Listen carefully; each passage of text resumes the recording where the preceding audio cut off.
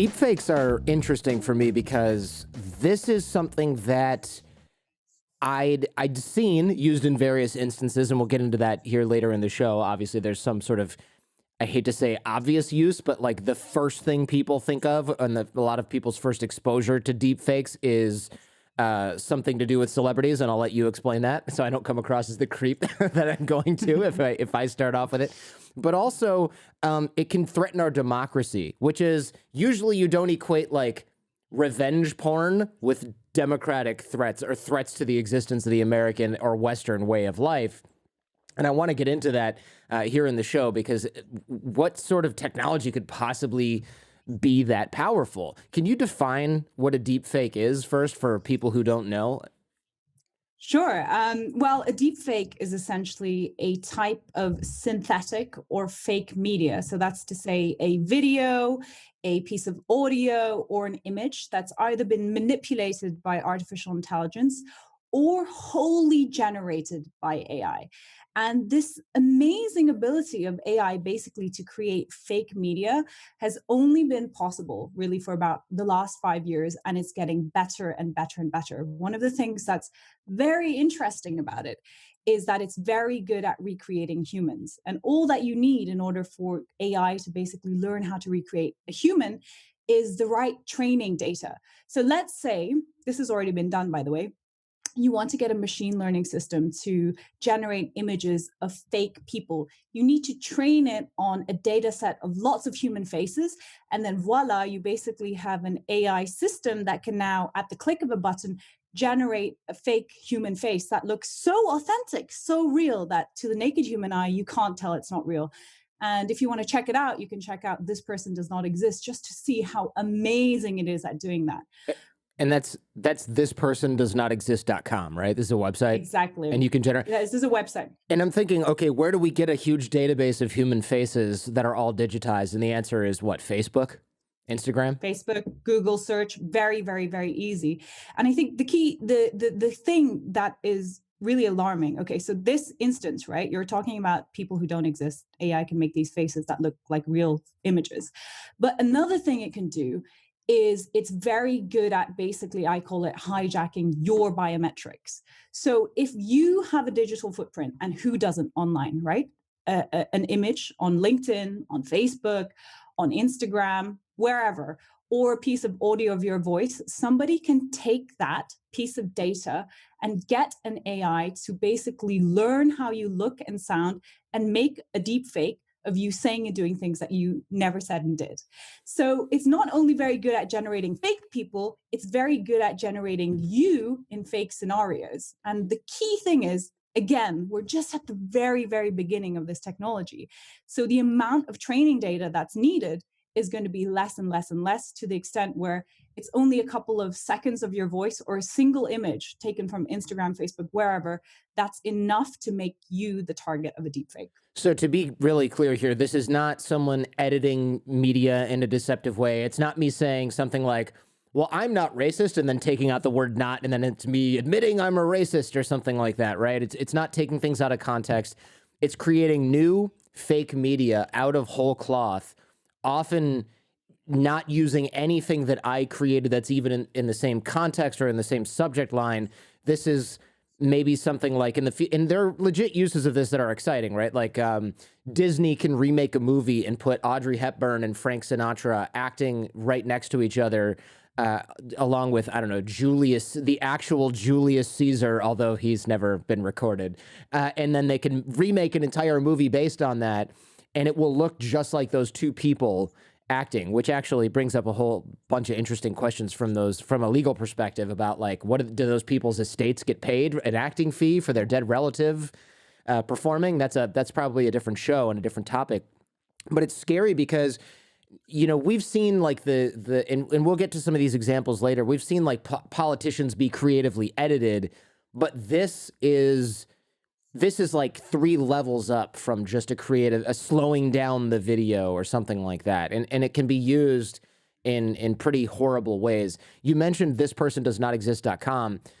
People don't really notice when you go to thispersondoesnotexist.com. I kind of expected these cartoonish looking faces where like things were off a little. And I was like, oh, You know, see how this eye looks? You can't tell that it's fake. That's the scariest part. 10 years ago, 20 years ago, remember the dancing baby video where it's like a little baby dancing around in this cartoon? It doesn't look like a real baby dancing. Now you could make someone's actual baby do that, and it would look as real, almost as real as if it were a video of their baby dancing. And that's scary. Absolutely. It is scary. And you're absolutely right to point out, however, and I think this is probably something we should tackle right at the top, it's not only going to be used maliciously, right? Just like every amazing technology of the exponential age, it's going to be a massive amplifier of human intention. So I think what we're looking at here, when you think about synthetic media that's created by AI, it's such a paradigm changer that I think it's just going to be just as important in the history of human communication and in the history of the development of human society as the internet. Because increasingly, the way we produce media and consume media is going to be led by AI. It's increasingly going to become synthetic. Some experts who I interviewed when I was writing my book think that in as little as a decade's time, 90% of video content online could be synthetic. The problem is that we're no longer going to know what's authentic and what's synthetic. So you really lose your touch on what is real, what is reality, because thus far, you kind of still accept that what you see and hear is real, right? It's an extension of your own perception. We know there's been a long history of like tampering with the visual record that goes way back into even the 19th century. For example, Stalin, the Soviet dictator, used to like there was an entire cottage industry that developed under his brutal regime that was dedicated to tampering with historical photographs. So every time his enemies were executed, they'd be kind of scratched out of and removed and edited out of photographs. But this is far more sophisticated than that. And it's also going to become accessible to everyone. So when you are talking about Hollywood level effects today, you still need a multi-million-dollar budget. You need teams of special effects artists to achieve something that the best kind of Hollywood effects are. But by the end of the decade, a YouTuber with a budget of zero will be able to make the same type of thing, not only in image, but even in video form. And video is just becoming such an important mode of human communication. So you're essentially looking at a future where synthetic media is going to become ubiquitous. On the good side, it's going to completely transform entire industries. Entertainment is going to become amazing. It's going to rewrite fashion and corporate communications. However, on the negative side, it's going to become the most powerful tool of visual disinformation known to humanity. And not only that, it's going to become accessible to everyone. So you're not just talking about a state actor or a terrorist group. Any teenager can create a deep fake because the AI will do all the heavy lifting. Yeah, there's a lot to unpack there, and most of it is unfortunately kind of scary. I mean, it will be cool to be able to talk to a dead relative and get close. I don't know how this would work from a therapeutic standpoint, but to get closure, or to like imagine a lonely child whose parent is away, deployed in a military scenario or on a business trip, and it's 1 o'clock in the morning, their time. They can't call that person, but they can be comforted at night by that person, or even just babies can get comforted by an AI mom who's finally getting some sleep. And I know you and I kind of have that. That's like the first application I want for this thing, right? The AI parent who just tells them to go back to sleep, for God's sake, for the 18th time at night. But it becomes more scary. The Stalin thing is creepy, right? I mean, so you're saying there was a group of people sitting in a basement somewhere, and they said, hey, that guy who's in all these photos with the leader, he's been disappeared. We want to make sure that it looks like he never existed, which is very 1984, where they kind of reprint the old newspapers to say, we've always been at war with South Eurasia. That seems like a miserable job, especially when they ask to take you out of the photos, to do it to yourself. But the fact that any teenager can do this, and there's no longer kind of any oversight or any decision-making body, even if it is a terrible dictator who's making the moves that we can monitor. It's just like some kid in the class made a video of another kid in the class, and now that's the bullying that happened. That's really... You can't put that toothpaste back in the tube when there's a Deepfake app that everybody gets for free from the App Store and it runs on their iPhone 25. Yeah, there's already actually dozens of deepfake apps. And this is what I mean about this technology becoming accessible to almost everyone. Like, what's changed in the past 30 years when you think about how we communicate in this global information ecosystem? Well, what's changed is the internet, social media, and smartphones, right? Almost more than half of the world is connected into this ecosystem with a device that they hold in their hand. And the other half of the world who hasn't joined yet will be joining within the next 10 years. And on this device, you're going to be able to have the most sophisticated tools of visual tampering that we have known, right? It's going to be very, very easy to kind of use these apps to create deepfakes.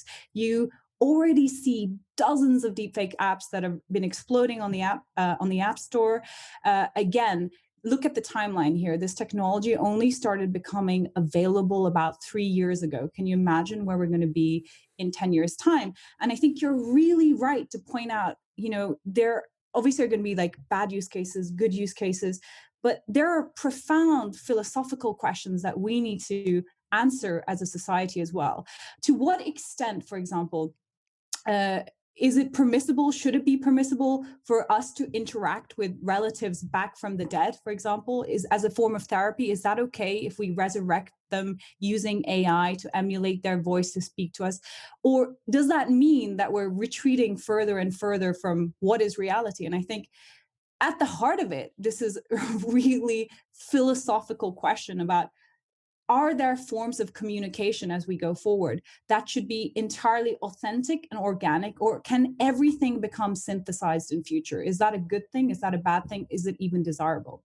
Yeah, I think about this probably more than normal people do, because there are thousands of hours of my voice out there and hundreds of hours of my face and my voice talking at the same time. So any expression that I have, the unshaven version of me that you're looking at right now versus like the clean cut version that I might have had we done this interview an hour from now, right? Like all of these variants are available.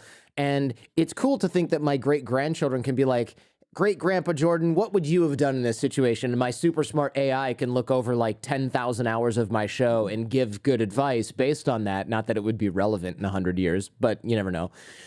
But the downside is much more obvious and probably going to be much more common. And it reminds me of sort of every dystopian sci-fi movie ever where Joaquin Phoenix orders an AI girlfriend from the internet. Have you seen this one? Yeah. Her, I think it's called. And she ends up being super smart and talking with like a million guys at the same time and then just vanishes and says like, to hell with humanity. That's the good outcome that we can get. The other one is everyone is trapped in a box talking with their AI friends and family because the real version is completely incapable of human interaction at that point. Yeah, I mean, ultimately, you can frame this as, is this going to become the end of reality? I mean, what is reality? It's just an extension of your perception. But if what you perceive is no longer actually real, what is happening in your life? And I think there is this danger that you retreat further and further into these virtual worlds. But I think the most potent danger directly with the threat of deepfakes is very specific to liberal democracies. And that is that in order for a liberal democratic society to work, you need to have some kind of common basis of what is objective fact, what is reality. Because if you don't even agree the base of facts, you're not going to be able to agree to do anything in society. However, if you're corroding the very notion that there is an objective reality, then you basically corrode the very fabric of what's holding democratic society together. And you see this with the increasing polarizing trends in Western democratic countries today. You see it very vividly in the United States, for instance. So you can imagine how much worse it's going to become when there is, a deep fake to support every theory you might have. There's going to be no room for people to come together and compromise, which of course is going to be devastating for a democratic style of government. It could be a very powerful tool for an authoritarian regime, because you basically create a reality that isn't real and say this is the truth.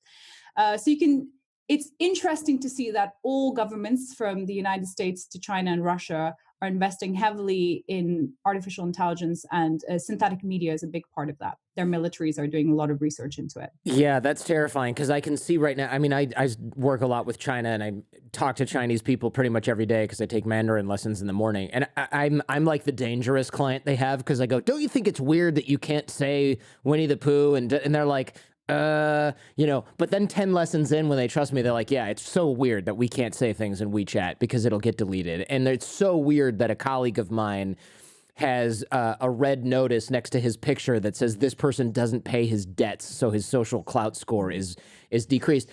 And it's only a matter of time. Like, if China gets this, and I don't know what the United States will do, and I'm not saying it'll be a better thing than what China is doing, but when I can tell you what China will do is they will create a reality that they shove down everyone's throat.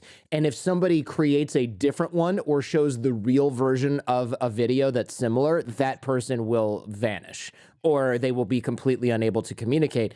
And they have this great firewall of China, as it's called, that will search for unauthenticated videos that someone has made or unauthenticated videos that are actually the video that's the real version of events. Those things will get shut down very quickly. They can already do that, so it's only going to improve in a decade. Exactly. And you're touching on one of the key points here with deepfakes, and it's literally called the liar's dividend. It's the flip side of the coin. So we're increasingly going to be in this future where everything can be faked, right? Including video, which to this day we kind of see as hard proof, as evidence, which is why it's so powerful. For example, as in a trial. But the flip side is that everything that's authentic can also be denied, because if everything can be faked, everything can be denied. And that means that bad actors get lots of leeway to get away with things that otherwise would have been caught and documented and seen as evidence of their wrongdoing. And we're already starting to see that, because even before synthetic media becomes ubiquitous, we're not there yet, right? We're just at the very, very start of the deepfake journey. We're already starting to see real life political events where authentic media has been decried as a deepfake to basically let bad actors get away with their actions. The interesting point about China, I'll make specifically in regard to deepfakes, is that China is the only country that has a blanket law that bans deepfakes. So essentially, what that means is the central government has the power to say what piece of media is authentic or not. Yeah, that's scary. That's it seems like it's like many things authoritarian slash Chinese Communist Party. And again, I always have to clarify the difference between the CCP and the people of China. The people of China have nothing to do with this. It's really scary that the government says, okay, you know what? This is real. I get why it sounds like a good idea because, hey, we need a central authority that can tell if something is fake or something is real because of deepfake. So we're just gonna take that power. But then it's like, well, wait, how do I know that you're not lying about what's real? And the answer is you don't. And that is the classic sort of technological authoritarian dilemma is this is for your own protection. Trust me, you definitely want this. And people go, yeah, you're probably right. And then like 10 years later, they're like, how the hell did we agree to let this happen? And this is how it happens, right? Somebody's got the appeal of an authoritarian government in the first place is we got to figure out what the hell's going on. You know what? I'll do it. I'll clean up all the things that are confusing for you and all of the things that you feel are destabilizing. I will clean that up for you. In return, you just have to live in the exact way that I want to, and you don't have any pesky freedom to get in the way of a productive society. Exactly. And that problem is actually going to be felt even in the West as well, right? Sure. Because as knowledge of deepfakes and synthetic media starts to broaden, the kind of distrust in society, this crisis of trust, lack of faith in institutions, mainstream media, a lot of it justified, by the way, it's only going to augment. And if somebody says, well, I'm going to be the central government, the government of the USA is going to be the authority on telling you what's authentic media, what's synthetic media, what's a deep fake or not, or Twitter is, or Facebook is, you can see why that's going to go down like a pile of sick amongst a certain part of the electorate, right? Who are you to tell me what's real and what's not? So I think this distrust that you see in societies, just the knowledge that synthetic media exists is actually going to harden that distrust and augment the liar's dividend even before we start seeing loads of deepfakes out in the wild. I agree. Look, as a former attorney, I'm just waiting for a trial where there's a videotape of the defendant walking into a convenience store, whacking the clerk over the head with a club or something, ripping out the cash from the cash drawer, and he goes, "Your Honor, that wasn't me. That is a deep fake. I was at home watching Netflix at the time." And then they're going to have to go through the government's going to have to spend $80,000 authenticating the video frame by frame with some sort of expertise. Hopefully AI can do that, but it's looking like that the arms race of being able to detect one AI that's created using another AI. Actually, do you know anything about that? Like, how are we with detection here? So the first thing to say is that when AI started to be able to synthetically generate this media, it's been hugely exciting to the AI research community, right? It was a massive breakthrough that they got to this place where AI could not just categorize. So this is kind of what they do, for example, to use driverless cars, so categorize things, but actually create something, generate something. So there's been a tremendous amount of interest to work on the generation side. It pretty quickly became clear that this could potentially be a problem. And then there have been research efforts on the detection side as well. What's been covering us for the past 3 years in terms of detection has largely been digital kind of forensics. So researchers looking at fake videos, being like, oh, okay, we can tell that this is fake because the eyes are not blinking correctly, or the behind the ears, the background is blurred. So kind of looking for telltale signs. However, that is only ever going to be a plaster, right? Because the AI is getting constantly better. So you can't rely on using these kind of forensics methods to identify deepfakes, not only because they won't exist pretty soon, and also because when they become ubiquitous, it's going to be impossible to use a human detector, right? You're not going to have enough manpower to look through all the videos and kind of frame by frame look at which are real and which are not. So then you have to think about building an actual AI detector. Can you get AI to find something in the DNA of a piece of media to show that it's not authentic, that it's synthetically generated? The problem is that this is always going to be an adversarial game, because the better the detector gets, the better the generator can become. So as soon as you build a really world-class detector, the people who are building the generator can kind of look at what the detector is doing and find a way to beat it. And the second problem is that there are so many different ways of generating deepfakes that you're never going to have one size fits all, right? You're never going to have one model, which is going to be the ultimate detector, which you can put on all social media platforms to show you that a piece of content is synthetic or a deep fake. It's just not going to happen. So you're going to have to build lots and lots of different models to find all these different deep fakes in the wild. And the jury is still out as to whether or not you get to a point where the generation sides of the AI become so good that you can never find a detector to tell that this is a piece of synthetic media. So can the AI become so good that even AI can't detect that it is synthetic? Jury's out. That's kind of inevitable almost, right? And then it will, even in the interim, it'll come down to the person. They'll say like, oh, is that the real Jordan or the fake one? And then somebody who's got like 1 million hours of my videos is going to go, nope, my AI detector says that the real Jordan's left nostril is slightly smaller than the right nostril, and it's imperceptible by the human eye, but the computer can tell. And look, the AI version has 2 perfectly symmetrical nostrils. This is fake, you know? And then, but even then, exactly. You know, if you're really working, like if I really want to make a deep fake of you or me, the AI will go, you know what? He's got 2 sort of different nostrils, and her dimple on the right is deeper than the dimple on her left by like this imperceptible amount. They're just going to fake that. And that's the blip of detection. Like any window we have for detecting is just going to get erased with AI, within minutes, days, hours, a year. I mean, I don't really know. The technology, when you explained in the book how quickly this tech moves, I was blown away. Can you tell me about the Irishman? That was something where I just went, okay, this is like coming at us like a train. Yeah, I mean, a really powerful way to demonstrate just how incredible this technology is when you consider The Irishman, right? Martin Scorsese's latest blockbuster film.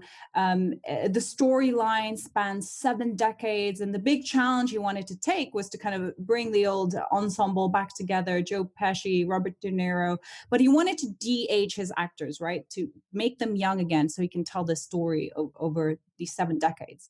He started his project in 2015. And in order to do it, they knew it'd be a big technical challenge and a lot of special effects work. He had to basically film with this 3-rig camera. He said it was awful. It was very, very cumbersome, annoying. And then they had a lot of post-production work. And if you went and saw the movie, by the way, the budget was in the millions of dollars, and the movie came out in 2019. If you went and saw it in the cinema, it didn't bridge uncanny valley in the sense that you could kind of tell that it didn't look quite right? The de-aging effect, kind of good, but not entirely convincing. Fast forward to 2020, just last year, and a YouTuber basically took free AI software. He had a budget of 0. And he, in a week, taking kind of the footage from The Irishman, had a go at de-aging the protagonists. And you can see it on YouTube. His result is arguably it's not arguably, it is far, far better than anything Scorsese was able to achieve over 5 years with lots of help, a huge budget, and teams of special effects artists. So that's the power of AI. The budget for, I looked this up, the budget for The Irishman, and this includes actor salaries and catering and everything, but still, $159 million US. Let's assume that at least 1 million of those dollars was for the de-aging. It was probably a lot more than that. And this YouTuber did it with the gaming PC that he uses to play Fortnite on or whatever, right? So exactly, yeah, exactly, it's incredible. And the barrier to entry, sometimes when you see like the public debate on deepfakes, you can imagine that, oh my God, I could just go and do this on my smartphone now. I could make a video of you using a racial slur. But the barrier to entry is still higher than that. You still need to have some level of expertise to make a really good deep fake. You need to have a computer with a lot of processing power. However, the direction of travel is clear. These barriers that are basically technical are not going to be there for much longer. Like I said, by the end of the decade, according to some experts, 90% of the video content online is going to be synthetic. There's a concept called, and brief aside, we may have covered this, I just don't know. There's a concept called processing fluency. What is this, and what does this mean in terms of humans believing what they hear and see? The reason why deepfakes are just so visceral and powerful, right, is because they're visual media. Processing fluency is basically the concept that psychologists use to refer to the fact that we as humans, when we see something that looks and sounds right, we want to believe it's true. We're hardwired to do that. It's far more difficult for us to read something, words, a piece of text on a piece of paper that makes outrageous claims and think that's true. Far, far different when it comes to visual media. And the kind of Rubicon, if you will, when it comes to the manipulation of visual media thus far, because technology has consistently made it easier for visual media to be manipulated, right? In the 20th century, you had Stalin with his craftspeople kind of working 20 hours on each photograph to unperson people. Okay, by the time the Soviet Union fell in 1990, you had the release of Photoshop, the first kind of mass market image manipulation software. To this day, 30 years later, people still look at images, be they on Instagram, the front of a magazine cover, and they don't realize that those images are edited, right? People think that they're real. But video was still pretty much in the domain of Hollywood. To really create a video, a piece of visual media that was manipulated to a highly sophisticated degree, you would still have the need for special effects artists, big budget. However, deepfakes and AI is going to blow all of that out of the water. So if you think about how powerful visual media is to us, first of all, just because we're wired to want to believe it, but also in the changing context of our information ecosystem, right? Again, over the past 30 years, smartphone, internet, social media, so much of the content that we interact with is visual. It has to be. It's the only thing that kind of grabs us. This is potentially leading to this perfect storm where you're tearing away the barriers to manipulating even the most sophisticated type of media, the thing that was hardest to do, video. And you're doing it in this environment where everybody in the world is not only consuming video, but producing video as well. I think it's 80% of internet traffic next year is going to be driven by video uploads and downloads. And there's another risk factor here, which is that perhaps in the Western world, where we've had a bit more time to kind of deal with the internet, understand some of the ramifications and the darker sides of the disinformation, we've seen it, for instance, around COVID, there is a degree of digital literacy. However, when you start talking about the other half of the world that is yet to join, that is soon going to be joining this information ecosystem, mostly in India and Africa, it is potentially even more damaging because the degree of digital literacy is obviously far lower. They're unprepared.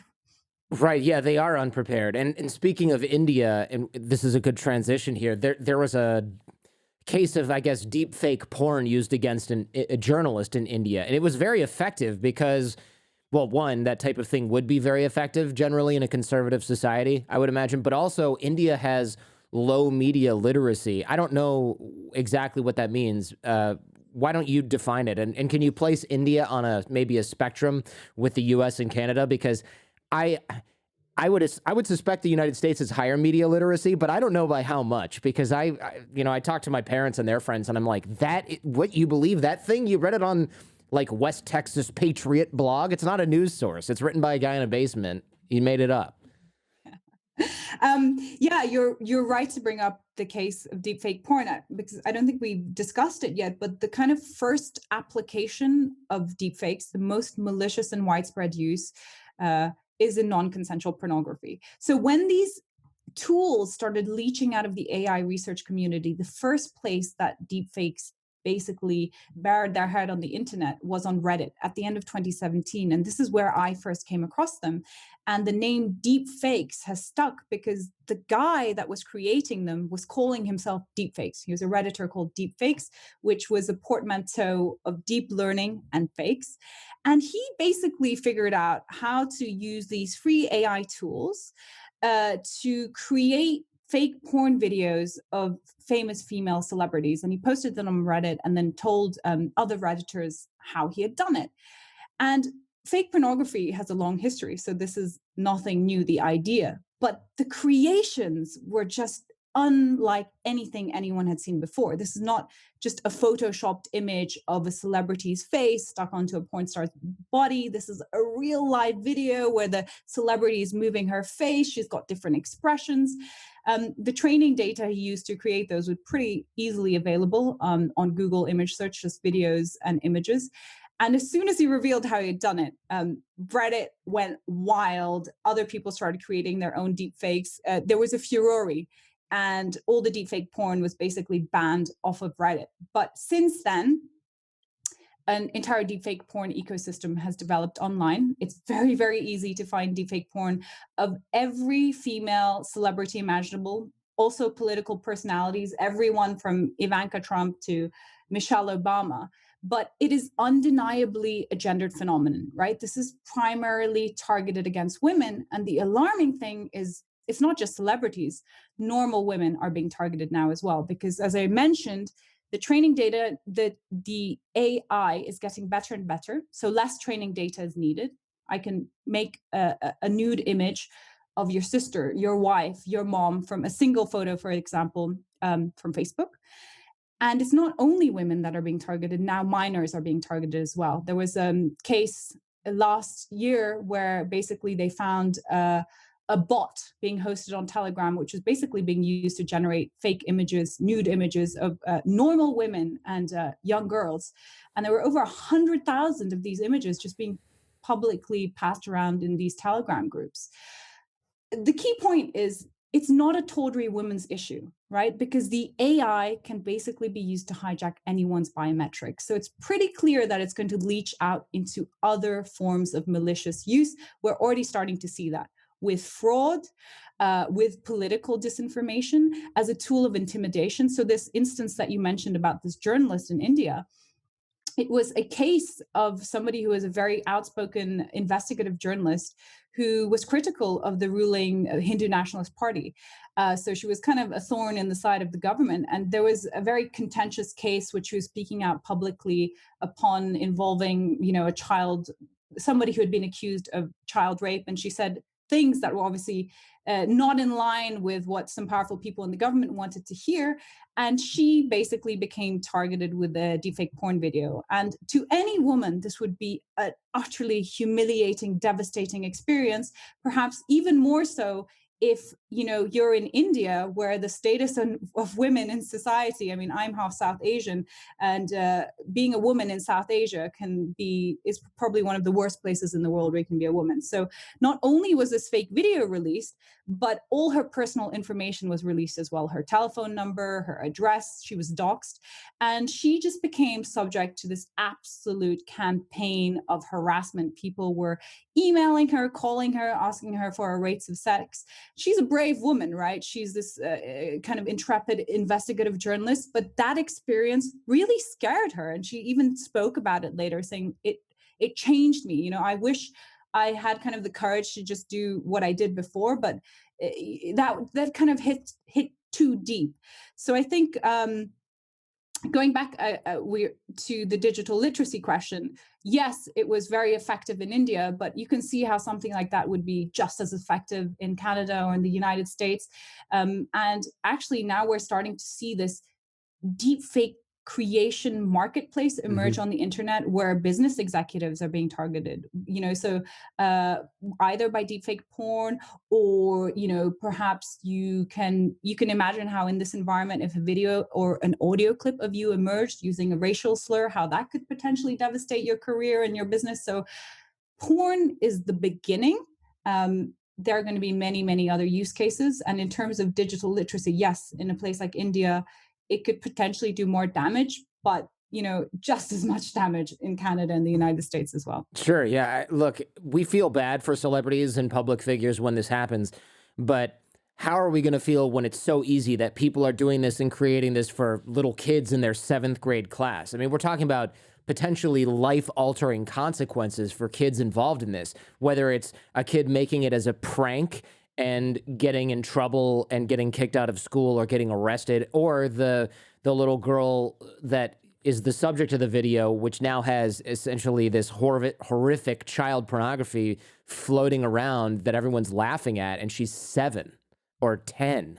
Yeah, and that's actually what I'm more worried about, because I think when I first came to deepfakes and when I started researching and seeing what was going on, your mind goes to celebrities or how it can be used as disinformation against political figures. But the reality is that these people are well resourced, right? They can lawyer up. They have teams of people that can rebut. They have PR teams, crisis comms.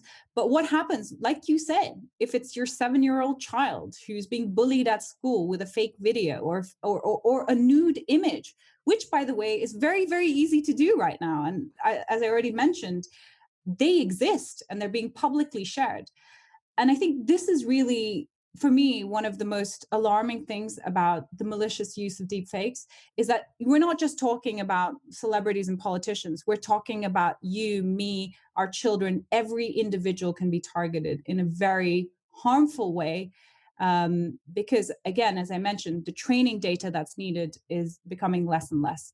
Right now, the things that are more readily available are I guess you categorize them as cheap fakes, right? We kind of touched on this in the beginning of the show where what was the classic example from earlier last year? It was like a Nancy Pelosi video that I think they had slowed down and sped up at different points. So it looked like she was it that she was drunk or I can't remember exactly the example here. Yeah, so a cheap fake is basically the forebear to a deep fake. Mhm. And essentially, a cheap fake is a type of visual media that's been manipulated or edited or taken out of context in some misleading way, but it's not been done with AI, right? So it can be nothing very sophisticated at all. And the interesting thing about cheap fakes is that they have already been so effective over the past 10 years. Over the past 10 years, right, I work in geopolitics. I'm looking at how the internet, social media, and smartphones are changing politics all across the world. And one of the things that we've seen coming up again and again and again is the prevalence of cheap fakes, manipulated media to service a political point or as a piece of disinformation. And it's been really interesting to track how during the course of 2020, these cheap fakes basically inundated the American political discourse in the context of the 2020 election. So the Pelosi video caused a furore because basically it wasn't done very well, but they slowed down her words to make her appear drunk, like she was slurring her words. And this was, of course, amplified by the president of the United States, right? So you're setting the tone from the top that in order to score political points, it's okay to use this kind of manipulated media, even though it's not done with AI, it's a cheap fake. It's already very, very effective. So if you consider how effective cheap fakes are now, then just think about where we're going to be in 5 to 10 years' time when it's deep fakes, which nobody can tell if they're authentic or not. Everyone's already far more distrustful of what media they can trust or they can't trust, and the potential ramifications are vast. You start to see some of this in American discourse. So around the 2020 election, the use of cheap fakes was really prevalent, especially when the president started pushing the disinformation that somehow the election was subject to widespread voter fraud. One of the ways he augmented this argument was by tweeting a lot of authentic videos, real videos of election workers, right, shifting ballots, as though it were proof of ballots being stolen. Now, if I'm telling you in 5 or 7 years' time, you can literally create a video of like the ballots being torn up and a recording. You could actually do this now, a recording of Joe Biden saying, burn those ballots. Imagine what that could potentially cause in terms of unrest, civil unrest. We saw what happened with the storming of the Capitol on January the 6th. I've seen the opinion polls consistently now showing that the majority of Republican voters believe that the election was stolen from Donald Trump. And if you have this kind of discord at the heart of a society, you just can't see how that is going to become any better in future. It's hard to overcome something like that. What people don't realize is it's not just the video imagery that can be manipulated, it's also the vocal synthesis. And this is something that kind of freaked me out before too, because as a guy with 1,500 plus hours of my own voice, you can use the same AI. The vocal synthesis is even easier. And there are podcast editing programs now where you can give it enough sample of your own voice, and then my producer can fill in a word or two, or if there's an awkward transition, or let's say I cut off in the middle of a word and he needs to fill it in, he can just type it and it will say it in my voice. And if it's 1 or 2 words, you just don't notice. It's imperceptible unless I'm listening to it very carefully. I can't even sense it. So of course, some casual listener can't do that. There's a YouTuber that I think is called Vocal Synthesis or VS, and basically he can just make anyone say anything. And you mentioned before pranksters and fraudsters. I can imagine a scenario in which I'm the controller for a major company and I get a call from the CEO and a few members of the board that say, listen, we need to take care of this. We need you to get $2 million ready and wire it right away. We missed a payment. Here's the banking and routing info. Do you have everything? Great. And then suddenly 2 months later, they come back and say, why did you wire $2 million to this random guy in Bangladesh or in New Jersey? What was the deal there? And well, you called me and told me to do that. You and 3 members of the board were on the phone at the same time. And I said, you answered my questions. What do you mean? And then that person goes to prison or something for embezzlement, right? Because it's so obviously, it's so tricky that they're not going to have a recording of that phone call, right? Yeah. Well, do you know the crazy thing? It's already happened. You had the first reported major case of deepfake fraud. It was reported in the Wall Street Journal in 2019. Oh, wow. And it was basically, it was the top executive of a energy company. He was the head of the British part of the company who had a phone call with the parent company where his boss was German. Now, the challenge of getting AI to synthesize your voice when deepfakes first started emerging was actually more difficult because everybody's voice is so different, the cadence, the tone, the accent. But in the 3 years since then, we've come a long, long way. So this executive had a phone call with his German boss, had no reason to suspect that he was speaking to anyone but his German boss. The accent was right, the cadence was right, the tone was right. His boss told him to wire $250,000 to a Hungarian energy supplier. He believed he was talking to his boss, even though it was out of the ordinary. He did it.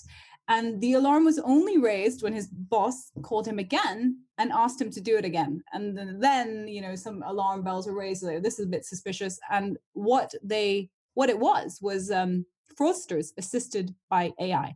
Now, this would have been like a high value target. Whoever was behind it would have obviously invested quite a lot into the technology. You're talking about a high sum of money.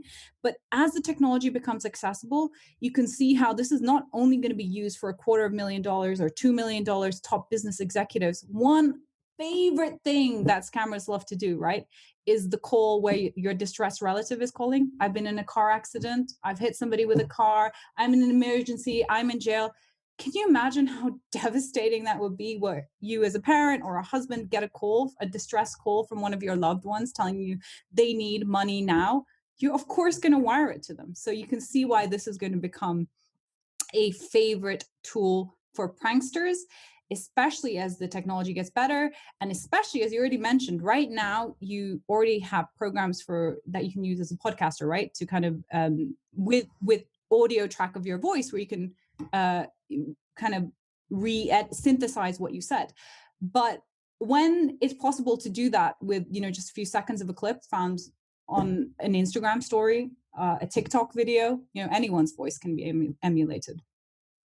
How do we defend against this? I mean, you mentioned AI detection methods and things like that, but it seems like we need to be skeptical, but not cynical. Because if we become cynical, then to use the cliche, right, the terrorists win. Because if Americans or Westerners or people in the UK or wherever you're listening are busy fighting each other and we're just desperately trying to figure out which facts are actual facts, we can't respond to information warfare, propaganda, or other very large issues that require bipartisan cooperation. And that's really dangerous.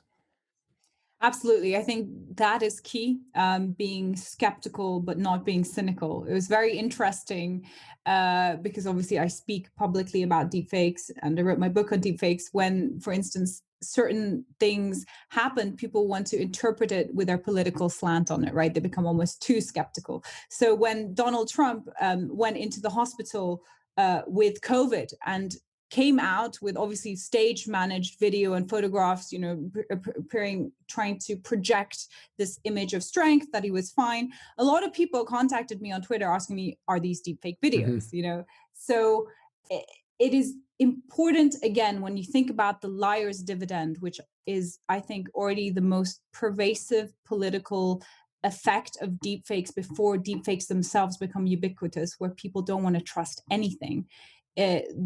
That we approach this with skepticism without being cynics. However, the second point I'd make is that this to me is a paradigm change, right? It's a paradigm change in the way that we communicate, and it's a paradigm change in the way that we interact and think about the future of this content, which we're constantly going to be interacting with, this media that we're constantly going to be interacting with. So unfortunately, there is no silver bullet answer. It is something that has to be addressed at a society-wide level, just like a question like climate change, because ultimately you're talking about the integrity of the information ecosystem. And everything exists within this information ecosystem, unless you're one of those people who lives in the Amazon in a tribe and still hasn't had any contact with the outside world. Every single human being on this planet will come into contact with this information ecosystem. So how do you shore up the integrity of the system itself?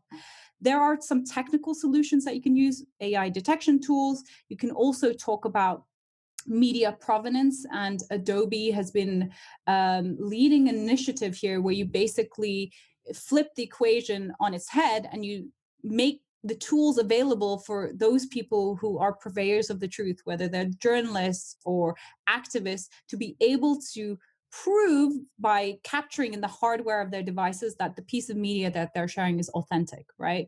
And they interestingly already created a prototype with TruePic and Qualcomm, the chip manufacturer, where they have a now working prototype of a phone where you can kind of like identify the authenticity of a piece of media throughout its life.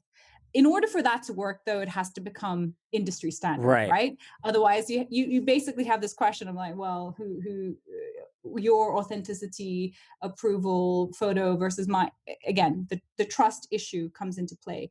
And then second, you have to think about, and this is actually a larger question for society in the exponential age, right? We are living at a time where there's going to be more disruption and flux than potentially has ever been in the history of humanity. And the reason for that is because of the exponential technological change that's coming our way. So we have to think about, how do we refit and reskin our society to be able to function in this new world that we're creating? We have to rethink policy, we have to rethink regulation, we have to rethink legal systems. All of this means networked approach. And I think the first step, it's overwhelming, but I think the first step is just conceptualizing it. And that's why I wrote my book, is just kind of understanding, how does all of this fit into this information ecosystem, and what is this information ecosystem that's basically come into existence in the past 30 years. In the past, in our history, whenever there's been this huge moment of change in the history of human communication, it's always transformed the future of human society. So, for example, without the printing press, there wouldn't have been the Reformation. The world would look entirely different. And, you know, what would the world look like today if it hadn't been for kind of the technology of the information age? You know, there was no internet, smartphone, social media. Again, a completely different place. So we're still reeling with those kind of changes that have come about in the last 30 years. And boom, now we're about to go into the age of synthetic media. It's going to take some time for society to catch up, but it is a society-wide effort. Nina Schick, thank you so much for coming on the show. This is terrifying, and I'm probably not going to sleep for a few weeks on this. But no, it really, honestly, though, it is fascinating. I think the technology is fascinating. It seems like we're going to have to become much more media literate as a society. And I guess the good news is that that seems to happen naturally, right? Like, as people use computers and see these things more, like my own parents now, 10 years ago, they were using AOL email, and any video or any photo, they would have been like, wow. And I remember the first time I saw something that was photoshopped, I was like, oh my gosh, it's a bird head on a man's body. It must be a real bird man. And now I'm like, okay, this is fake. I'm not an idiot, right? So that sort of happens organically. The problem, though, it seems like, is media literacy is trailing by like 10 or 20 years for many people. So there's going to be this window in which people just believe anything that they see. And I think we're in that window right now, where you see a video of Nancy Pelosi looking drunk, or Hillary Clinton stumbling around, and you go, that's real. I saw it on InfoWars, you know, where the guy is just editing videos to make things look fake. It's going to be a while before we can clearly tell. And if we have our own bias, we have to mitigate that. So there's like this decade-long or longer window where we're chasing this, with our brains are chasing the computer technology to detect it. And like you said, there's going to be a time at which we can't do that anymore. So that is a little scary, but hopefully policy catches up in the meantime. It's going to have to.